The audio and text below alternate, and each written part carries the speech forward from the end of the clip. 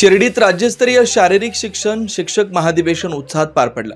शारीरिक शिक्षण शिक्षक महाधिवेशन शिर्डीमध्ये विविध मुद्द्यांवर विचारमंथन। शिर्डीतील राज्यस्तरीय अधिवेशनात शारीरिक शिक्षण शिक्षकांच्या समस्या समोर।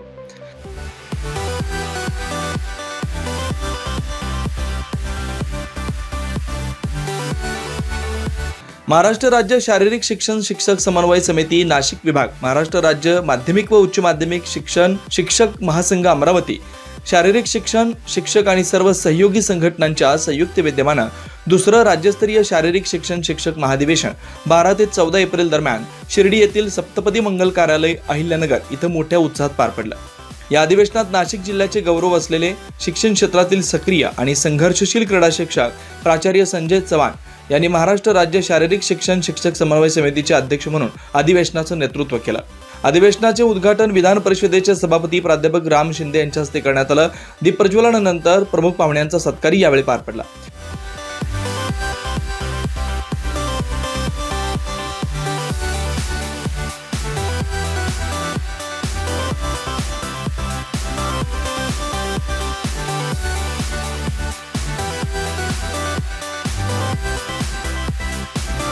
या अधिवेशनात क्रीडा शिक्षकांच्या विविध समस्या व अडचणी यावर सविस्तर विचारमंथन करण्यात आलं।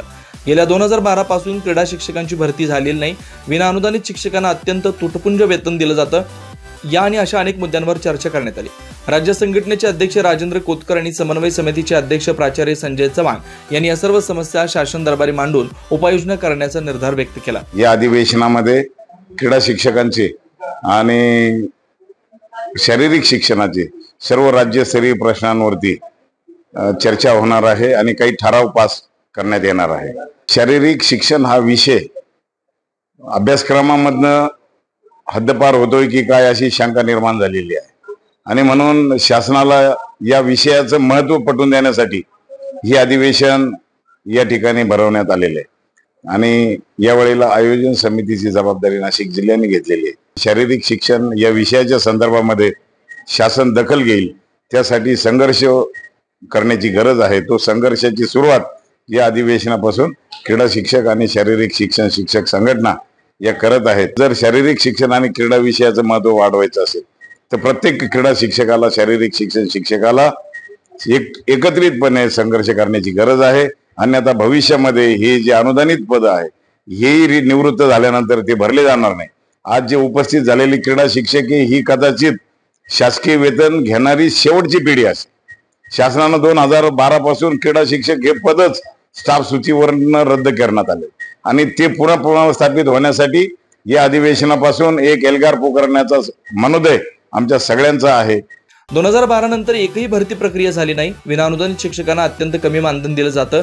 या सर्व समस्या शासनापर्यंत पोहोचवण्यासाठी आम्ही ठामपणे प्रयत्नशील राहणार आहोत असं बोलून प्राचार्य संजय चव्हाण शारीरिक शिक्षण शिक्षकांना आश्वासित केलं।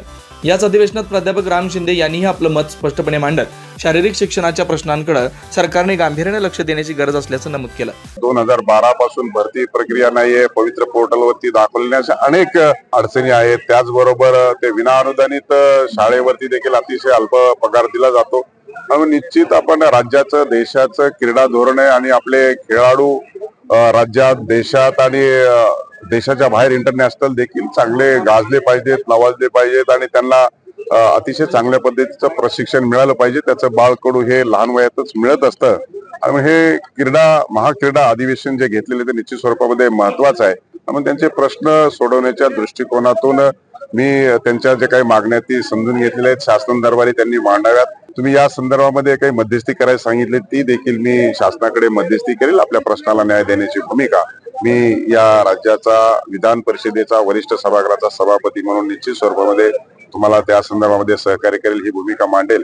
आपल्या देशाची लोकसंख्या ही युवक आहे, तरुण आहे, तर त्या तरुणांना योग्य दिशेने पाठवण्याचं काम हे क्रीडा शिक्षक करतात आणि म्हणून त्यांनी त्या दिशेने काम करण्यासाठी त्यांची हेल्थ आणि त्यांचं सुखसुविधा त्यांना मिळाल्या पाहिजेत ही रास्त भावना आहे आणि म्हणून त्यासाठी पाठपुरावा करणं हे माझं कर्तव्य आहे। देशाचा विकास करायचा असेल तर शारीरिक शिक्षण, क्रीडा धोरण आणि ऑलिम्पिक पदकांसाठी योगदान देणाऱ्या शिक्षकांना दुर्लक्षित करून चालणार नाही। त्यांच्या मागण्या मी शासन दरबारी नक्की मांडणार आहे असं राम शिंदे यांनी यावेळी आश्वासन दिलं। राज्यभरातून हजारो क्रीडा शिक्षक व 3 दिवसीय अधिवेशनात सहभागी झाले होते. विशेषतः नाशिक विभागातील उपस्थिती लक्षणीय होती. यावेळी प्रत्येक विभागातील शिक्षकांनी एकवटून अन्यायाविरुद्ध आवाज उठवण्याचं आवाहन करण्यात आलं. 9 न्यूज साठी प्रतिनिधी योगेश सोनवणे, नाशिक.